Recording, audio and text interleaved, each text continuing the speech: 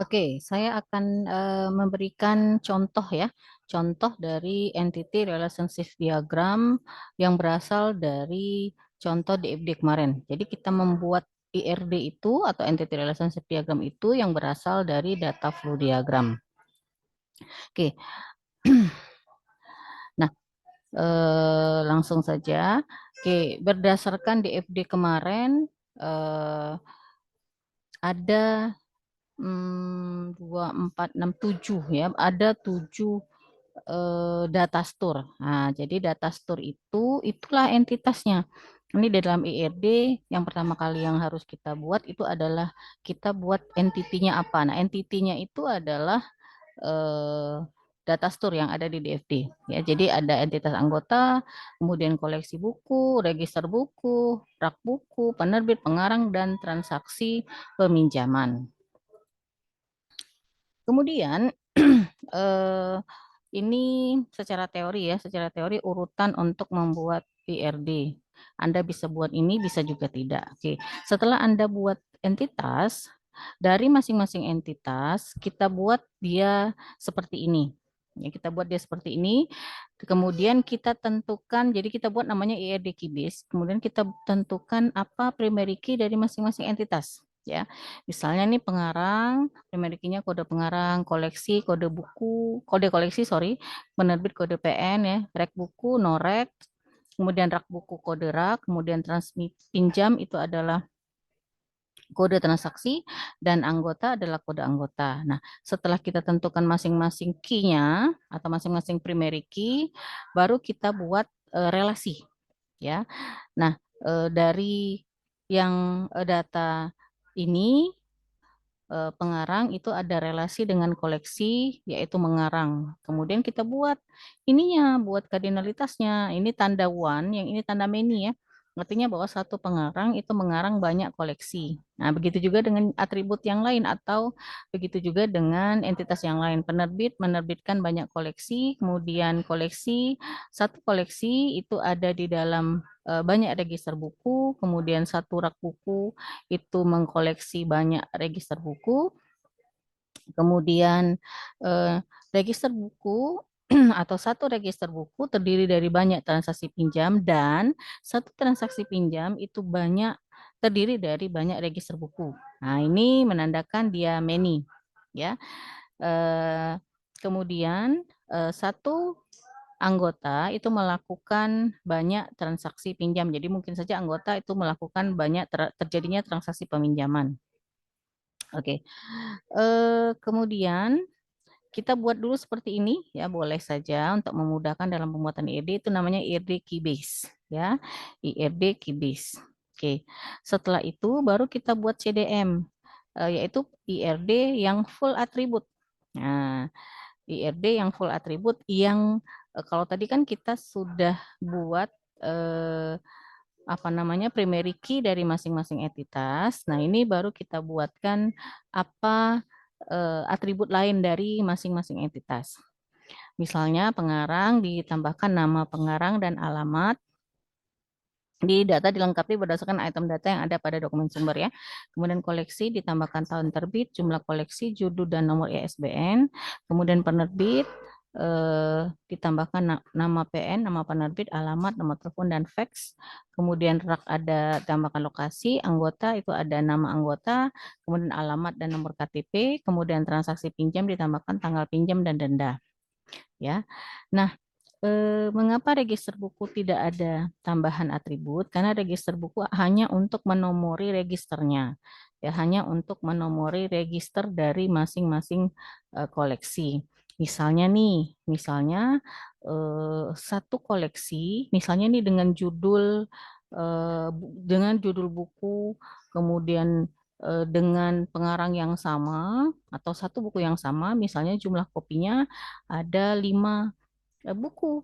Nah, ini kan setiap buku kan mesti kita buat nomor registernya. Makanya kita buatkan entitas register buku. Ya, maka kita buatkan entitas register buku. Karena untuk meregister jumlah kopian buku. Nah, tidak mungkin kita cuma buat satu kode koleksi saja. Kalau satu koleksi dinotasikan bahwa dia cuma satu buku, padahal buku itu ada 5 kopian seperti itu, ya. Dan masing-masing register buku itu terdapat di rak yang mana. Nah, dapat di rak yang mana. Oke. Nah, masing-masing buku juga bisa terdiri dari banyak di dalam transaksi peminjaman. Ya, karena misalnya hari ini buku yang kode registernya 01 misalnya terdiri dari punya atau terdiri dari banyak transaksi peminjaman. Mungkin saja hari ini dipinjam si A, kemudian seminggu kemudian dipinjam si B dengan buku yang sama. Makanya dia relasinya adalah many to many. Begitu juga dengan transaksi peminjaman. Bisa saja di dalam satu transaksi peminjaman itu banyak anggota itu bisa meminjam lebih dari satu buku. Ya, lebih dari satu register buku. Oke, setelah kita buat IRD yang full atribut, baru kita buat PDM. PDM itu adalah model fisik. Nah, kalau tadi kan belum ada penambahan seperti yang saya jelaskan sebelumnya, belum ada penambahan atribut key, ya, atau kunci, bukan atribut key, tapi foreign key atau kunci tamu.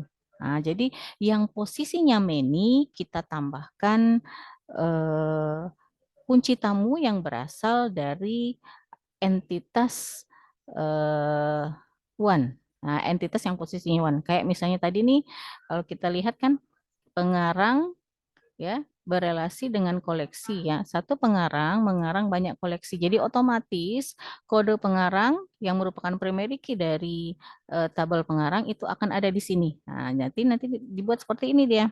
Ini kan ada kode pengarang di sini. Nah, ada kode pengarang di sini. Nah, di dalam penggambaran kode fisik boleh kalian buat tipe datanya. Ya, boleh kalian tipe datanya karena ini akan memudahkan di dalam desain database ya, akan memudahkan di dalam desain database. Oke, yang ini tadi one to many, jadi posisi kode pengarang ada di dalam koleksi. Yang begitu juga dengan yang ini tadi kan. Yang ini tadi one, posisi yang ini yaitu many ya kan. Berarti kode PN ada di sini. Nah, kayak gini ya. Kemudian yang ini juga, yang ini tadi apa namanya koleksi tadi yang one, rek bukunya yang many, berarti kode koleksi yang merupakan primary key dari entitas koleksi akan ada di sini ya. Begitu juga misalnya dengan rak buku kode raknya one, yang ininya many berarti kode rak ada di sini. Nah, kemudian register buku dengan trans pinjam ini kan many to many, berarti dia membentuk tabel baru. Nah, primary key dari masing-masing entitas yaitu norek dengan kode transaksi akan membentuk tabel baru, kita buat di sini sebagai tabel bentukan namanya. Ya, kemudian begitu juga dengan anggota one. Kemudian transpinjamnya many, berarti kode anggota ada di dalam transpinjam. Ya, seperti kita lihat ada di dalam transpinjam. Oke, misalnya di dalam pembuatan perangkat lunak ini ada hak akses untuk login. Nah, boleh kamu tambahkan di sini dengan membuat tabel baru, yaitu tabelnya misalnya namanya data login yang terdiri dari atribut nama dan password. Ya, boleh buat seperti itu. Oke, nah setelah buat seperti ini tinggal gampang buat IRD-nya. Nah, berdasarkan itu tadi, maka inilah IRP-nya. Nah, belum ditambahkan login ya. Nah, silakan aja tambahkan login di sini. Saya kelupaan. Di seperti inilah ya. Jadi entitas pengarang, primary key-nya kode pengarang, jangan lupa di garis bawah karena dia merupakan primary key. Ya, ada nama pengarang, ada alamat, koleksi juga kode koleksi merupakan primary key, kita garis bawah karena dia posisinya many, berarti kode pengarang ada di dalam tabel atau entitas koleksi. Kemudian penerbit dengan koleksi posisinya many, berarti kode PN ada di dalam sini, ini kode PN ya. Kemudian koleksi dengan rek buku one posisi koleksi, rek buku many, berarti ini primary key-nya adalah kode koleksi berada di dalam rek buku.